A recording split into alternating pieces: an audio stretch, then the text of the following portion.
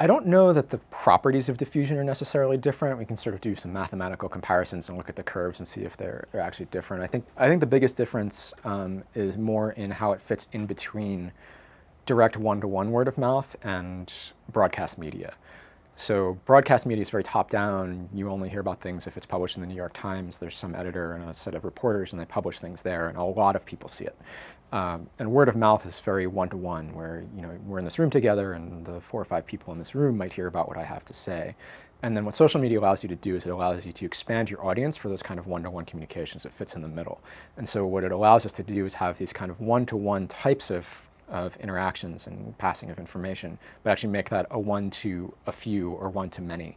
And you can think of it as kind of a spectrum between one-to-one communication and broadcasts, and social media covers most of that range, actually. If you post something on YouTube and 5 million people see it, you're suddenly broadcasting that piece of information.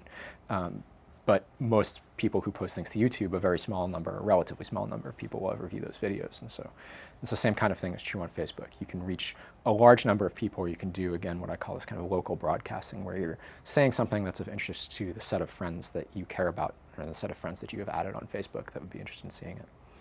So I think the messages might be more persuasive if they are coming from somebody close to you, but I think that's always going to be mediated by their expertise. So a good example of this would be, I have friends who I trust implicitly when it comes to restaurant recommendations, and I have friends who I trust implicitly when it comes to movie recommendations, and they're not the same set of people. When I see a post from somebody talking about this great restaurant, right, I know as a human that person is somebody I trust or somebody I don't.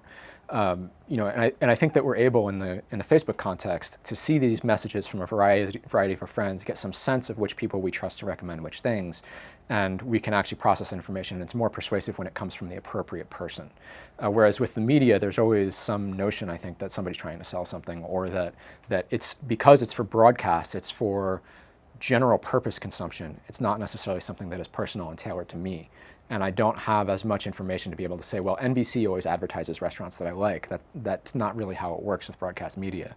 Whereas with Facebook, I can always say that, well, my buddy Andre really enjoyed this movie, so I will probably enjoy it too.